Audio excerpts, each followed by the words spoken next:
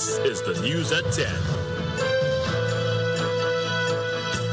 Live from Channels Television. Reporting tonight, Anne Waodo.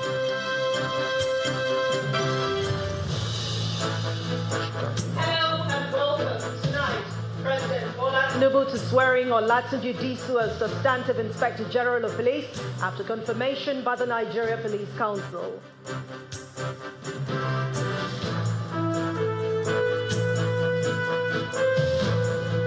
National Peace Committee engages major stakeholders, stresses peaceful conduct ahead of the 2027 general elections. FCT Minister Nyesom Wike says his movement around the FCT during recent council elections was to monitor security.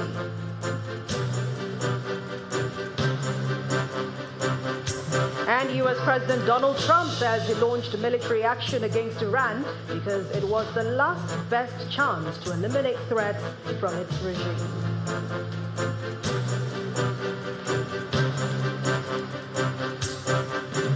And on business, federal government begins implementation of Executive Order 9, directing all revenue to FAC. On sports news tonight, Kenya's anti-doping agency suspends former Boston and Chicago marathon champion Rita Jeptu and 26 others for different doping violations. And from the nation's capital, Department of State Services arrests 26-year-old Udeme Monday Stephen over attacks on Peter Obi and other African Democratic leaders in Edo State.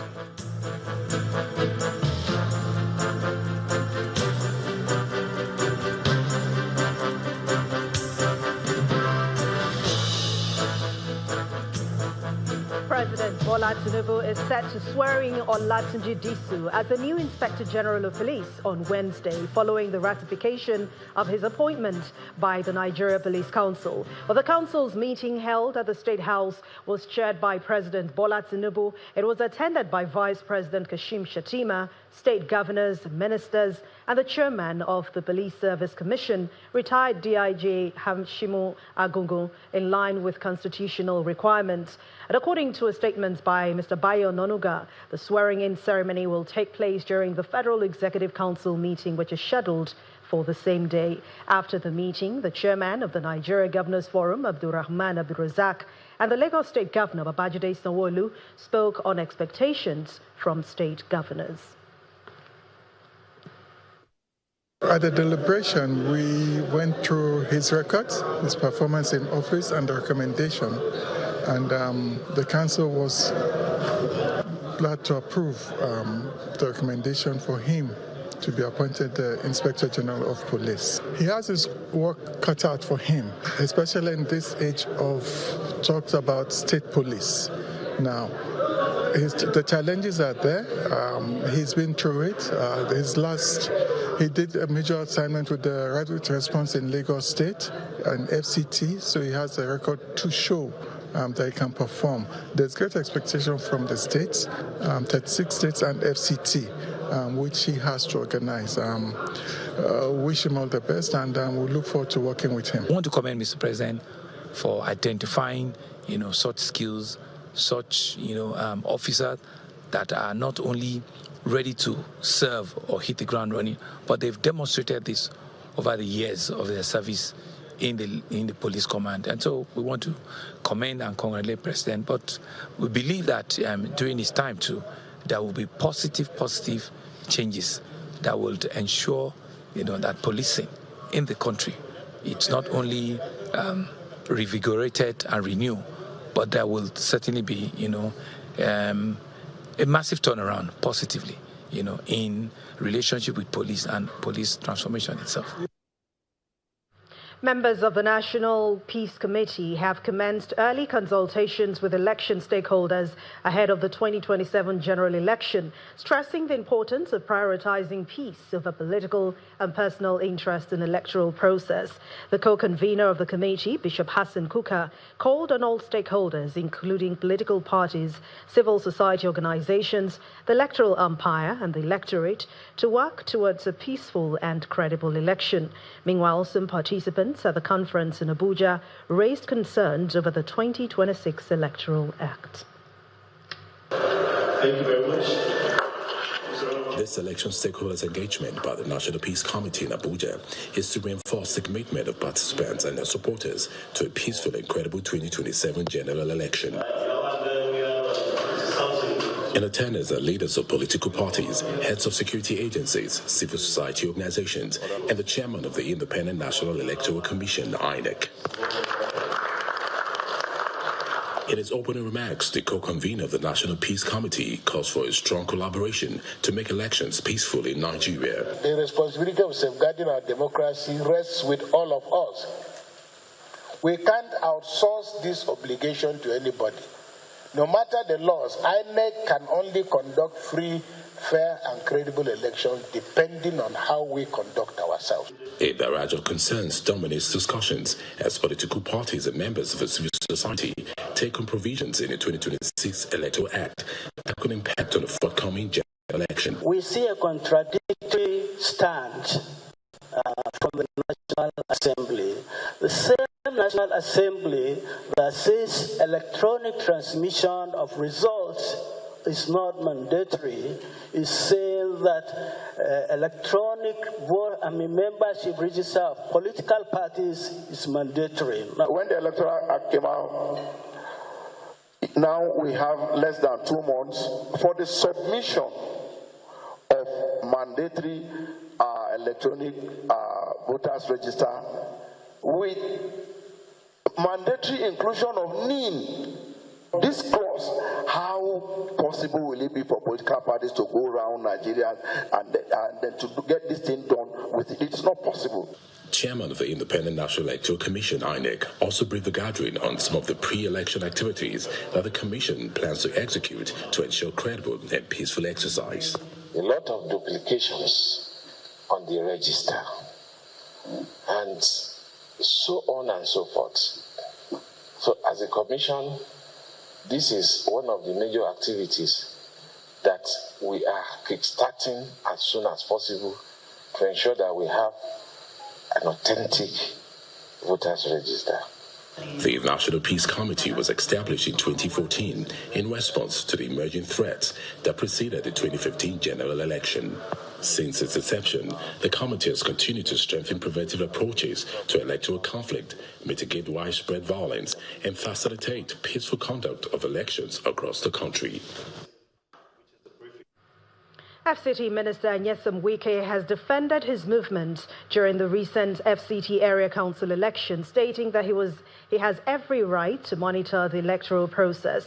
Speaking during his routine media briefing in Abuja, the minister also criticized former Governor Rotimi Amechi and other opposition leaders, accusing them of double standards regarding the electronic transmission of election results under the 2026 Electoral Act. Our correspondent, Kumbi Aboluwade, reports. The FCT Minister, Nyesom Wike, holds his routine media chat and the first for the year 2026. So because they did not do development... He begins by defending his movement during the February 21st, 2026 FCT Area Council elections and the voter apathy that overshadowed some polling units and the happenings in the People's Democratic Party. People you have said, people didn't come out to vote. Whose duty it is to mobilize people? You are the one contesting the election.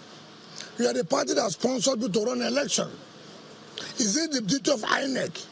No, you talk about the party, my party. That's why am I happy that they lost election. I have told you this. If you don't read, you can't pass the exam, no matter how you call God. Show me where they campaigned. And somebody has said, I move about. How many polling units in FCT? FCT has not less than 3,000 polling, for example. And assuming they don't concede it, I went to 10 polling units, for example, to check what was going on.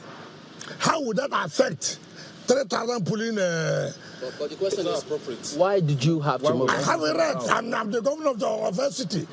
For security, I have to find out what's going on. I don't need to be told.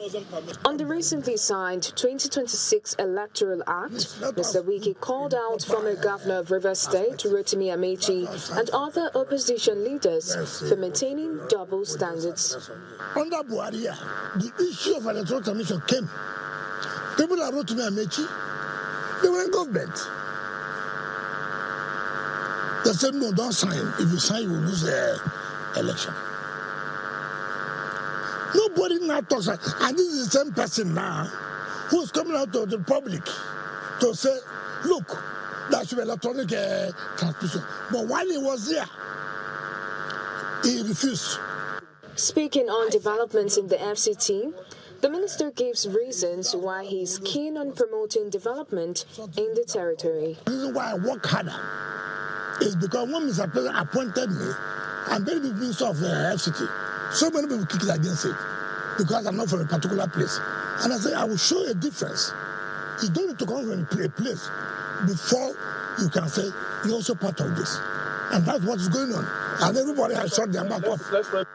The media chat concludes with the minister assuring residents that his administration will do everything in its capacity to optimize waste management in the nation's capital. From Abuja, Kumbi Aboluade, Channels Television News. And politics seems to be taking a new turn in Imo State as prominent members of the People's Democratic Party, including some members of the State Working Committee and supporters of the party's National Secretary, have defected to the All Progressives Congress. The defection ceremony took place at the Government House, where Governor Hope Uzodinma received the campees alongside the Imo State APC chairman. Our correspondent Eitokwe Kutei reports. It is a symbolic political moment at the Government House in Owerri as prominent PDP members from across the 27 local government areas formally joined the APC. The group, which includes party bigwigs, some members of the PDP State Working Committee, local government chairmen, and former lawmakers, are welcomed into the ruling party. The defectors say the decision is based on what they describe as the governor's leadership qualities and developmental strides across the state. Your Excellency, there is nothing remaining again in PDP. The PDP Imo is finished. We have here members of the State Working Committee of PDP. Currently,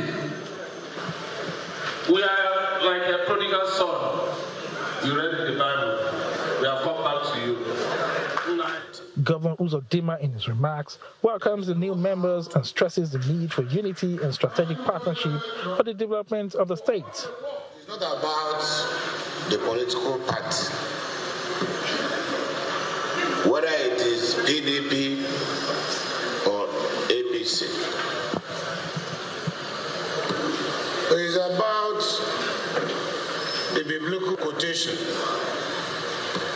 Seek you first the kingdom of God, and other things shall be added unto it.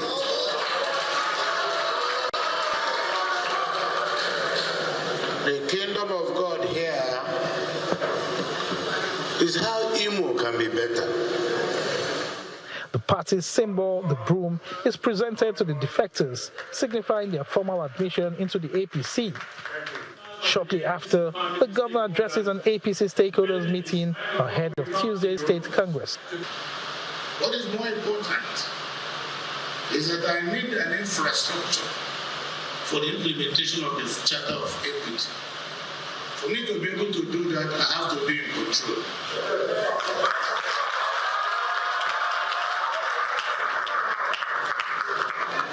So if our agreement is that we will do Charter of Equity, and that is the interest of Imo State, then nobody should start looking for his personal structure.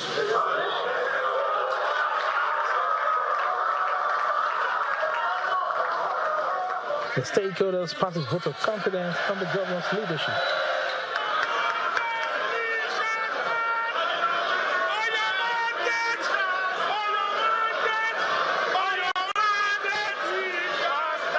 The latest defections mark a significant shift in the political landscape of Imo State as parties intensify realignment ahead of internal congresses and future electoral contests. Eitokwe Kutei, Channels Television News. In part two, after the break, trial of former Petroleum Minister Diezani Alison Madueke continues in London as prosecutors present additional evidence in the bribery case. Please join us again.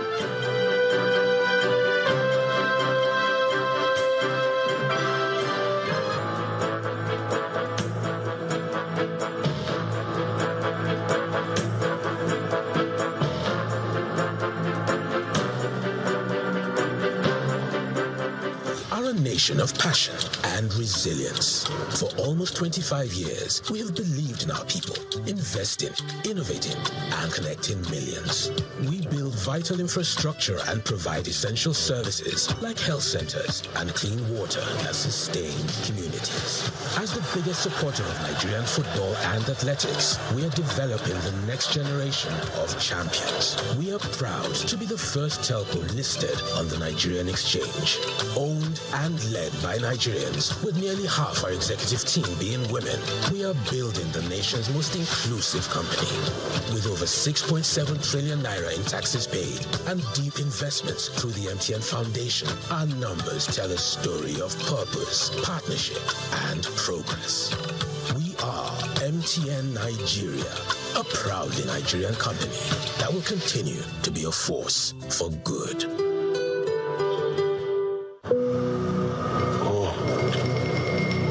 Feel that? Feel what? The crash zone. Crash what? The crash zone. It builds suspense, uncovers evidence, foreshadows danger.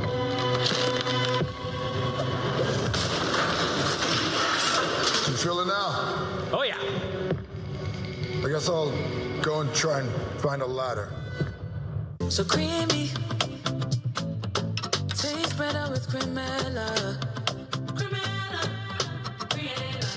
Enjoy the deliciously rich taste of Cremella Crema.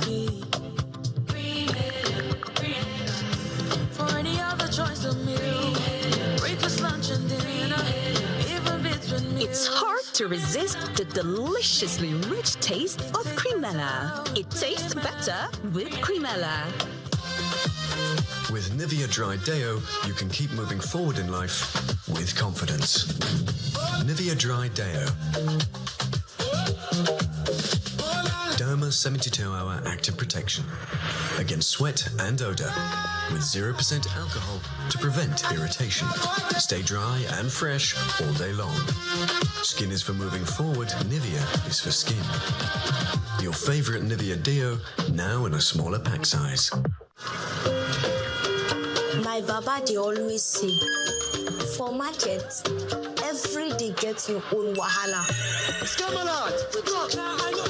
Sometimes people go on scanning, but baba say, no be by gra. You must cool down, dey sharp, because with OPay payment, your money go enter sharp, no story. But inside market, anything fit happen. One day, we no see phone again. My baba remember OPay USSD lock, dial *955*131#. Baba press and lock account. From market woman to driver, from small boy to big man. Now OPay, they protect people like us. My baba fit sell, press phone, collect POS, and still they teach me price. And when they don't tire, go just tap OPay night guard. We no fear for this our hustle life. Now OPay be the people payment shield. Assalamu alaikum wa rahmatullah.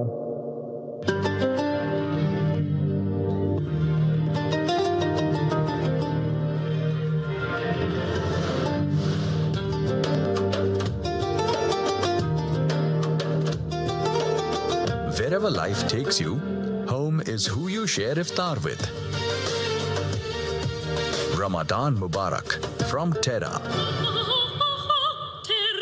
True strength. What defines it? The brilliance of a player? Or when a team comes together to win? A solo beat? Or the rhythm of many? The flair of one dancer or the art of a troupe? distinct voice or the beauty of the symphony. At FCMB Group, we build ecosystems, empower communities, and create the future. Because we believe it's not just one, but the power of the group that delivers the future we all desire. FCMB, the power of the group.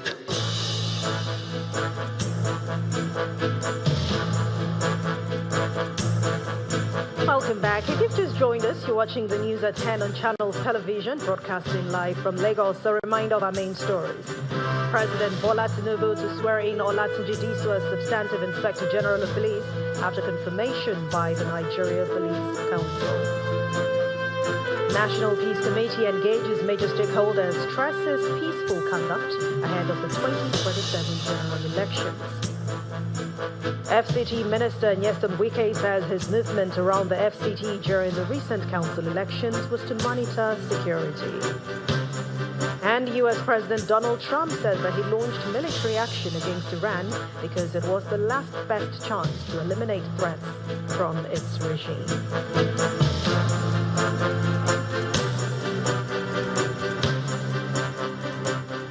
And staying with politics, the nationwide electronic membership registration and revalidation exercise of the All Progressives Grand Alliance, APGA, commenced today. Anambra State Governor Chukwuma Soludo and his wife, Nonye Soludo, led by example as the first to complete the exercise at the Lighthouse in Oka. The event drew the APGA National Chairman, several national and state executives, and party faithful from across Anambra State. Speaking at that event, Governor Soludo described APGA as the foremost progressive party in Nigeria, asking both current and prospective members to actively participate in the registration and revalidation exercise. Anambra State Governor Professor Chukwuma Soludo and his wife, Noye, are ready for the electronic revalidation of their membership of APGA. For that membership to be in line with the provisions of Section 77. Commending the digital exercise as a game changer, which sets APGA apart as a pioneer in Nigerian politics, the national chairman of the party lists the required data for the exercise, including a vibrant membership registry that would enhance internal democracy and inclusivity within the party. Today, INEC mandates all political parties to maintain a digital register that contains certain critical information: the name, sex, address, occupation, state, local government, ward, polling unit, and then the national identification number, the name, as well as a passport photograph. And so for old members, we are doing both re-registration and revalidation. For us in APGA, we believe that the compliance with the law is of paramount importance to whatever we do in APGA. Governor Soludo commends the leadership of APGA for efforts aimed at updating membership records while building a robust and credible party structure. He urges party members at all levels to engage actively in the process so as to solidify the party's presence in all wards and local government areas. We'll continue to provide leadership, and I think in this regard, my call is to call on all APGA members and prospective members that this is a chance to revalidate your membership of the All Progressives Grand Alliance. If you don't revalidate it, then you're no longer a member. The technical team conducts the capturing of the governor and his wife, making them the first of over 2 million members expected to participate in the e-registration and revalidation exercise before it closes at the end of March 2026. Senator Yabo Obasanjo is the former Commissioner for Health in Ogun State and daughter of former President Olusegun Obasanjo, has formally declared her intention to contest the 2027 governorship election in the state under the platform of the All Progressives Congress, the APC. Speaking to journalists during the visit to the APC National Secretariat in Abuja, Senator Obasanjo confirmed that she officially joined the ruling party and put herself forward for its governorship ticket in Ogun State.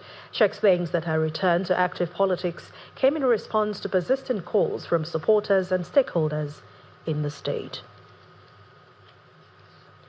Jurors at Southwark Crown Court have been presented with further financial and property evidence in the bribery trial of the former Minister of Petroleum Resources, Diezani Alison Madueke. Prosecutors focused on property purchases linked to a church associated with her co-defendants, as well as luxury furnishings allegedly funded by prominent businessmen. Our correspondent Juliana Olayinka reports from London. At Southwark Crown Court today, jurors were presented with further financial and property evidence in the bribery trial of former Nigerian Petroleum Minister Diezani Alison Madueke. The prosecution focused first on the Christian Way of Life Church, incorporated in the summer of 2008, where her brother and co-defendant, Archbishop Doye Agama, was listed as a director. The court heard that 4 properties were purchased between 2013 and 14 in the church's name. Emails shown to the jurors stated the properties were acquired outright through donations. The jury was told that £1 million was also credited into the church account by businessman Benedict Peters. Prosecutors also pointed to thousands of pounds in expenditure from that same account on international holiday stays, including multiple Hilton properties. The court then turned to luxury furnishings. Jurors were shown photographs of high-end antiques and designer pieces purchased from London dealer Vincenzo Caffarella. The prosecution says the items, which include Italian armchairs and Venetian glass lighting, were paid for by Nigerian businessman Kola Aluko and later found in properties and storage units linked to Alison Madueke. She faces 5 counts of accepting bribes and 1 count of conspiracy to commit bribery relating to alleged conduct between 2011 and 2015. She has pleaded not guilty. The trial continues. Juliana Olayinka reporting for Channels Television News at Southwark Crown Court. Let's continue the news at 10 now. Back home, we head to the nation's capital, Abuja, where Terry Ikume is standing by to bring us more. Over to you, Terry. Well, thank you very much, Anne. Now, the Department of State Services has arrested a 26-year-old suspect, Udeme Stephen, in connection with the attack on former Labour Party presidential candidate Peter Obi and others in Benin City on February the 24th. The incident occurred following the invasion of the ADC Secretariat in Benin City by gunmen during the formal defection of former Edo State governorship candidate Olumide Akpata from the Labour Party to the African Democratic Congress. Reports indicate that armed attackers fired at Mr. Obi, former Edo State Governor Digi Oyegun, and members of the Obedience Movement as they moved from the ADC Secretariat to Mr. Oyegun's residence. According to the DSS, one Udeme Stephen posted on his X account shortly after the attack, claiming responsibility and threatening further attacks on Mr. Obi. The suspect is reportedly a high school teacher based in Iliozu, Obiakpo local government area of Rivers State. The family of former Kaduna State Governor Nasir El-Rufai has accused the Independent Corrupt Practices and Other Related Offences Commission of orchestrating a malicious smear campaign following claims that operatives recovered sophisticated phone tapping equipment from a property linked to the former governor. In a statement issued by his son, Mohammed El-Rufai, the family rejected allegations that Mr. El-Rufai refused to cooperate with the investigators and dismissed reports of seized espionage equipment as fiction. The ICPC had earlier alleged that certain items recovered during a search suggested the presence of surveillance devices. The El-Rufai family, however, insisted that only old discarded personal mobile phones, flash drives and laptops were taken from the premises. The statement also questions the legality of the search warrant used to conduct the operation, alleging it was fraudulently procured and signed without proper jurisdiction. The family says its legal team has filed a suit in court to contest both the validity of the warrant and any evidence obtained through it. ICPC has not issued an official response to the family's latest claims. Now, as part of efforts to reposition engineering and technology education in Nigeria, the federal government of Nigeria has inaugurated a ministerial monitoring, evaluation and implementation committee to oversee a special high-impact intervention project. Speaking at the inauguration in Abuja, the Minister of Education, Maruf Alausa, described the committee as a critical milestone in the government's deliberate and strategic efforts to rebuild engineering and technology education as a driver of industrialization, innovation, and sustainable national development. The conference hall of the Tertiary Education Trust Fund is filled as education stakeholders gather for the inauguration of a ministerial monitoring, evaluation and implementation committee to oversee a special high-impact intervention project. The need to bridge the gap between theory and practice is the reason for the inauguration of the committee. Engineering and technology. The high-impact intervention project is therefore a strategic initiative designed to upgrade laboratories, workshops, and research facilities, and to position our institutions as hubs of innovation and practical problem solving. However, funding alone does not guarantee results. We all know that.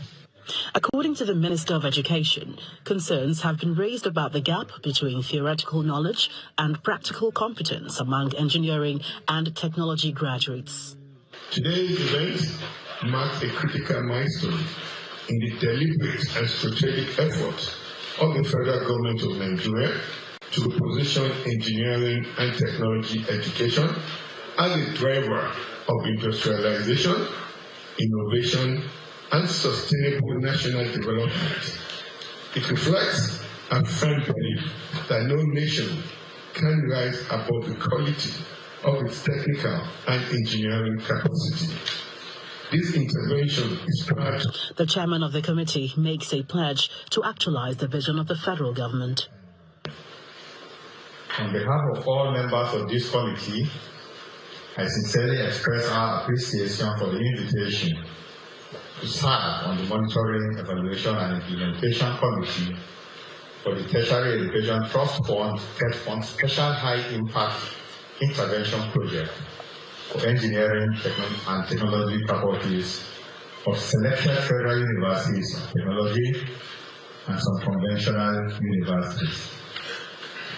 It is indeed a distinct honor to be entrusted with this important national assignment, and we are deeply grateful for the confidence reposed in us and our respective organizations. Armed with a 4 billion naira grant to benefiting institutions, the committee will monitor the rehabilitation and equipping of engineering and technology workshops, ensure compliance with approved standards, and oversee the utilization of funds. Still ahead on the news at 10, federal government begins implementation of Executive Order 9, directing oil revenue to FAC. That's in business news. Please stay with us.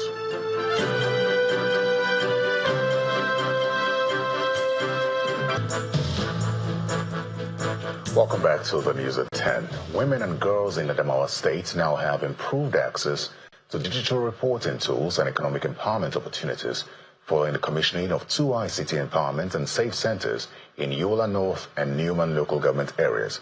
The initiative, supported by the United Nations and the state government, is designed to help victims of gender-based violence report cases digitally, access support services, and build sustainable livelihoods.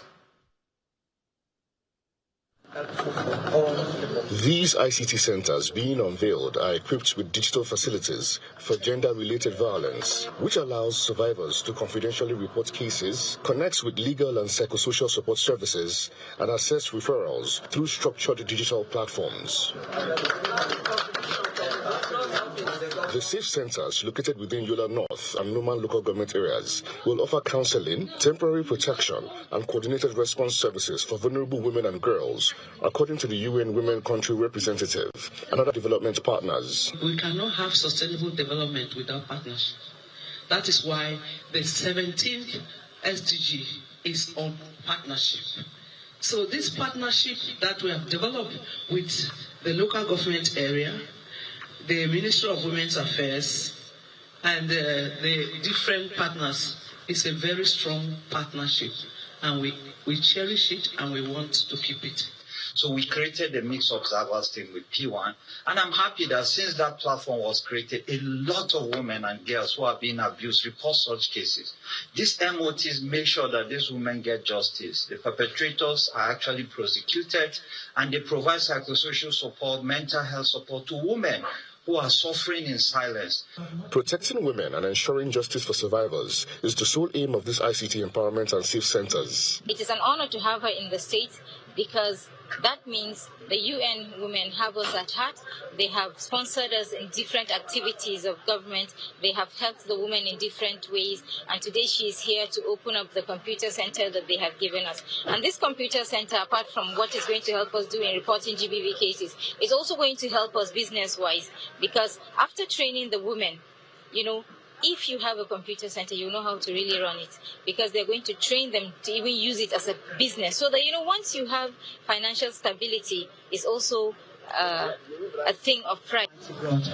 I have the honor to open this place today. With the unveiling of the ICT empowerment and safe centers, stakeholders believe a new chapter begins where technology serves as a bridge to justice, protection, and economic independence for women and girls who are vulnerable to gender-based violence in the states. Yes, ma'am. The Executive Director and CEO of the National Primary Healthcare Development Agency, Dr. Muyaino, says the commissioning of the revitalized Zamari Primary Health Center in Konduga local government area of Borno State marks another milestone in strengthening basic healthcare delivery under President Bola Tinubu's Health Sector Renewal Investment Initiative. He notes that 123 primary healthcare centers have been revitalized across the state, with most completed and others at advanced stages.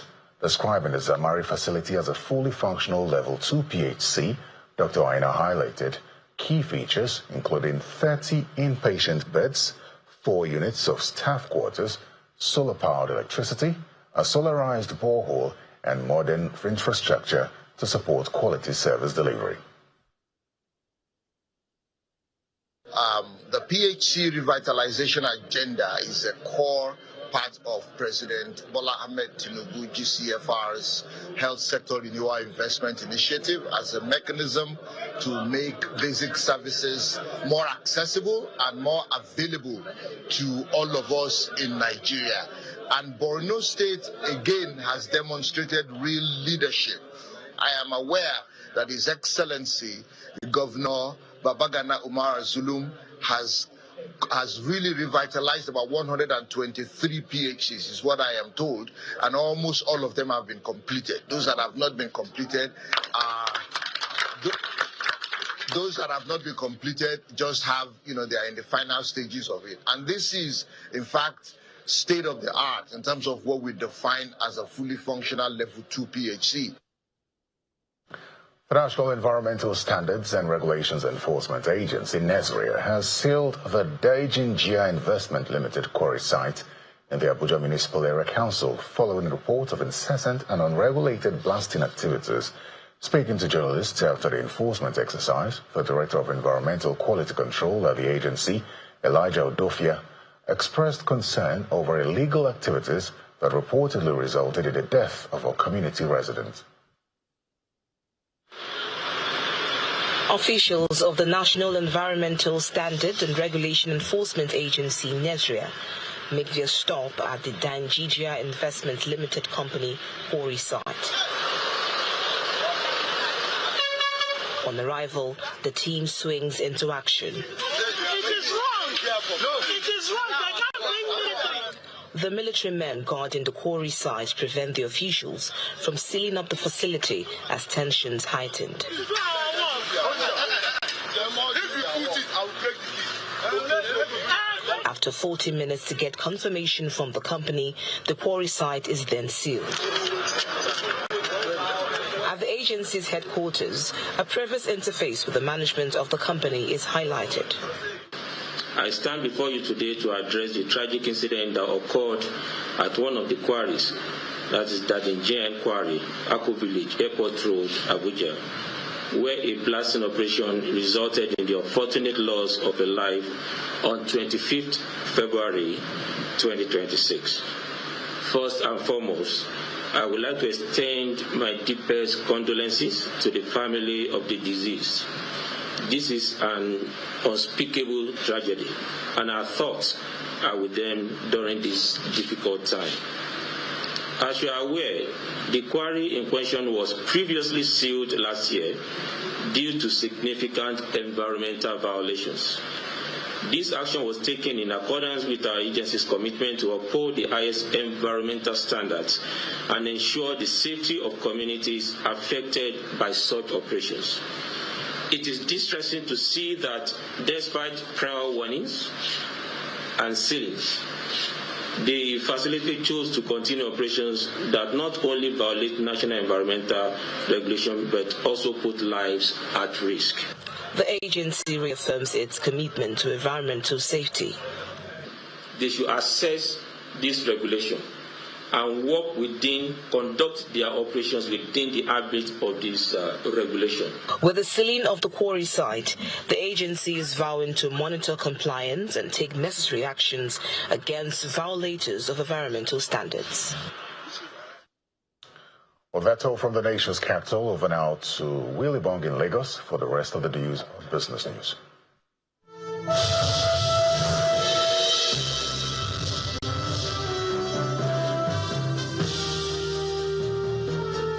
Thank you, Terry. The federal government of Nigeria says it has begun implementing Executive Order 9 of 2026, which mandates that all revenues be remitted directly to the Federation Account Allocation Committee, that's FAC. The Minister of Finance and Coordinating Minister of the Economy, Wale Edun, says the phased transition will allow the new system to roll out without disrupting existing contracts or financing arrangements in the oil sector. The move follows an executive order by President Bola Tinubu and is aimed at strengthening the management of petroleum resources, safeguarding public funds, and boosting the finances of the federal, state, and local governments. Meanwhile, President Tinubu has directed the Infrastructure Concession Regulatory Commission, ICRC, to implement the National Gas Infrastructure Command Center strictly under a public-private partnership PPP framework. The project will be fully funded by the private sector partners with no public funding or government guarantees. Officials say the command center will monitor and coordinate Nigeria's gas infrastructure in real time, with strict PPP procedures and risk management guiding its development. Now, still in the energy space, the Center for the Promotion of Private Enterprise says the ongoing conflict involving the United States, Israel, and Iran could have wider global effects, including Nigeria's oil-dependent economy. And now the think tank says the crisis is a double-edged sword for Nigeria. Higher oil prices could boost government revenue, foreign exchange earnings and reserves, but may also push up fuel costs and inflation. CPP's Chief Executive, Dr. Muda Yusuf, adds that sectors like manufacturing, aviation, and logistics could face higher costs and urges fiscal discipline, lower public debt, and more focus on capital spending. And outside our shores, gas giant Qatar Energy has temporarily stopped some liquefied natural gas production after Iranian strikes hit nearby energy facilities, raising fears about supply disruption in the Middle East. The company said operations were paused for safety checks as tensions between Iran and its neighbors escalate. Qatar is one of the world's biggest LNG exporters, so any shutdown could affect global gas markets. Energy analysts warn that prolonged disruptions may push global gas prices higher, especially in Europe and Asia, where demand for LNG remains strong. And now we head to the domestic equities market here in Nigeria, which kicked off the first trading in the month of March with bullish sentiments. Ladi Williams tells us more.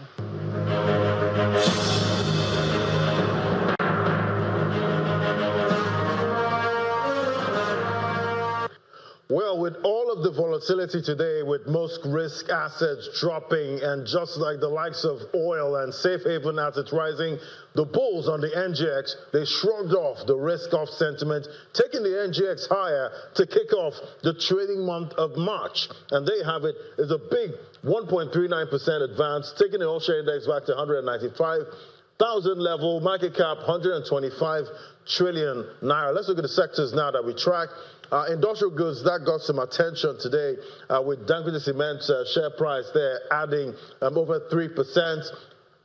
Taking account of about 2.49%, and had some company news. They declared 45 naira final dividends after 1.01 trillion naira profit in 2025. They will see the oil and gas counter a big 4.68% advance, with the likes of Ardell, gaining big today, and Owando. And it's quite interesting. On the day, oil prices rose really high today with geopolitics right there. Then MTN Nigeria closing at 783 naira there, mostly the market mover, with the likes of Dangote Cement, Ardell, driving gains to kick off the trading month of March.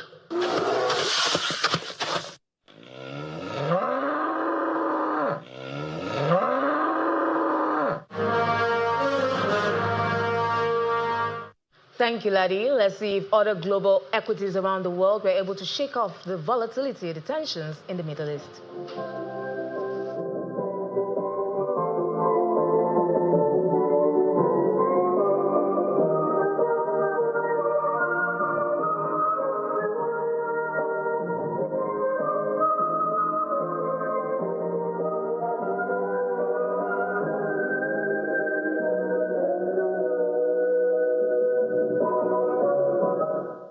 And that's Business News. I am Will Ibang. Is back to Anne for more on the news at 10.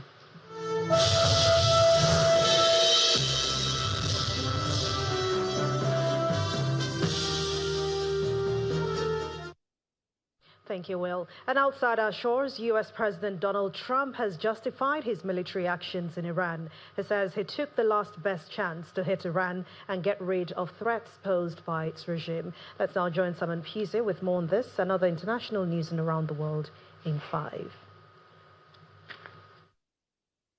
Good evening and welcome to the channel's studios here in London with your international news around the world in 5.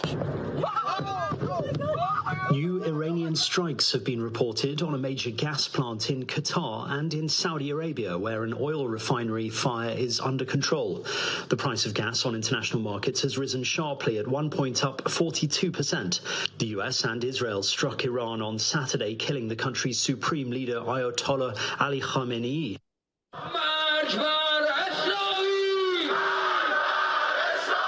From Turkey to Seoul, demonstrations have erupted across the world in the wake of the US-Israel strikes, with some condemning the attacks and others rallying in support. The Israeli military has launched new strikes on Tehran, but the US Defense Secretary says there will not be an endless war. We didn't start this war, but under President Trump, we are finishing it. Iran was building powerful missiles and drones to create a conventional shield for their nuclear blackmail ambition. Our bases, our people, our allies, all in their crosshairs. Iran had a conventional gun to our head as they tried to lie their way to a nuclear bomb. Trump should know that today we are equipped with the most advanced capabilities to fight you for years. At the start of the war, we are firing whatever we have at the bottom of our stockpile.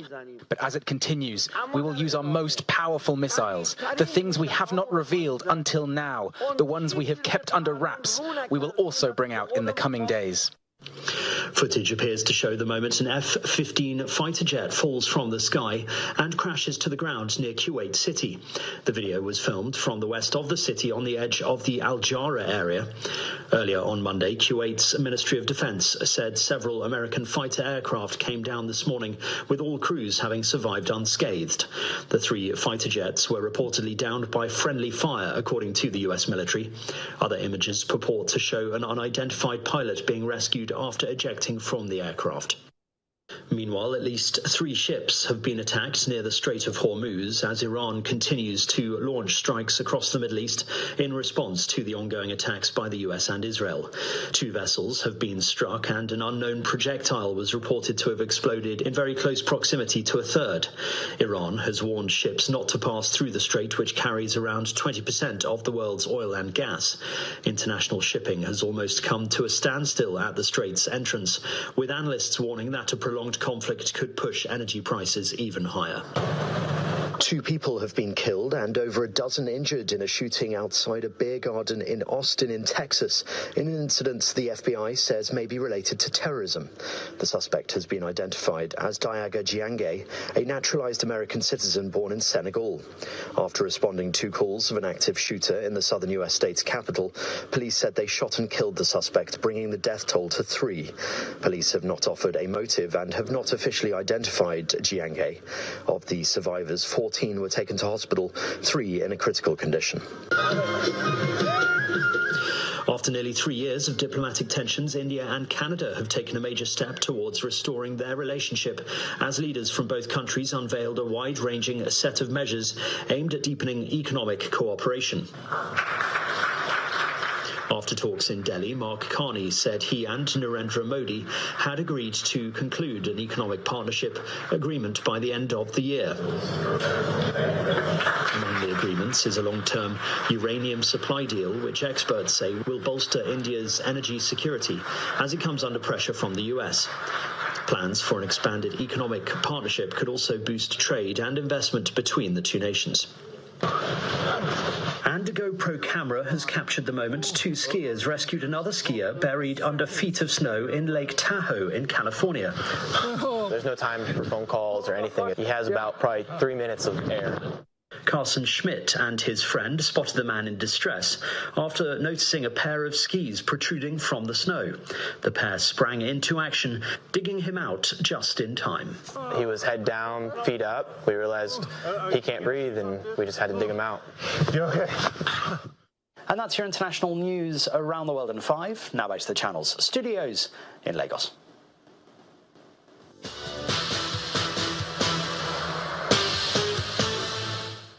Many thanks indeed, Simon. Back here in Lagos, Nigeria, the Nigeria Basketball Federation has outlined an ambitious reform agenda aimed at repositioning the game for long-term sustainability and competitiveness. Speaking during an interactive session with the media, NBBF President Musa Kida said that a major reform introduced is the restructuring of the domestic league operations. This is something that, even if I take pride for what we did last year, has been a very bright spot in the last 8-9 years, I would say. And my measure is looking at how many games each team played, which shows the quality of the organization and how we are entertaining our stakeholders and spectators. On the local scene, again, is to make sure that we have that pipeline, and that pipeline is what we are talking about in terms of the leagues, where I would concede for the Premier League of what is checkered by Division 1, Division 2. We have seen teams now that have played like 5 years ago and all that, and the boys are now getting ready to play for the national team and stuff like that. Kenya's anti-doping agency has announced that former Boston and Chicago Marathon champion Rita Jepto, Commonwealth relay bronze medalist Wiseman Ware, and 25 other athletes have been suspended for doping violations. Jepto was banned for 4 years in 2014 after testing positive for a banned substance and only returned to racing 3 years ago. She has now been suspended again following a test that found the presence of prohibited anabolic steroids, which was suspended for missing 3 tests since August 2025. The list also includes football and basketball players. The current suspensions come after Kenya was removed from the World Anti-Doping Agency non-compliance watch list for meeting the required standards. Let's take it to Spain now, where Barcelona head coach Hansi Flick has insisted his team could turn around a 4-goal deficit in the Spanish Cup semi-finals tie against Atletico Madrid. Barca hosts Madrid tomorrow in the second leg after a heavy defeat in February, needing a spectacular comeback if they are to defend the trophy. Flick says teenager star Lamine Yamal would be important against Atletico Madrid, but the team as a whole needs to deliver for the Catalan giants to make a comeback. Staying in Spain, Real Madrid have confirmed that French superstar Kylian Mbappe will undergo further tests on his knee injury in Paris. Mbappe missed the team's last game against Benfica in the Champions League owing to the knee issue that had been plaguing him since December 2025. Now, this means the 27-year-old will also miss La Liga match against Celta Vigo and Champions League last 16 first leg against Manchester City. And that's your sports news. I am Kelly. Giga is back to Anne.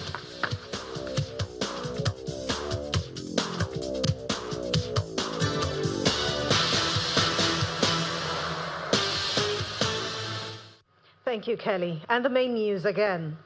President Bola Tinubu will on Wednesday swearing in Olatunji Disu as Substantive Inspector General of Police after confirmation by the Nigeria Police Council. And the National Peace Committee today engaged major stakeholders stressing peaceful conduct ahead of the 2027 general elections. That's the news at 10 tonight. Thank you so much for watching. I'm Anne Nwawadu. Good night and stay safe.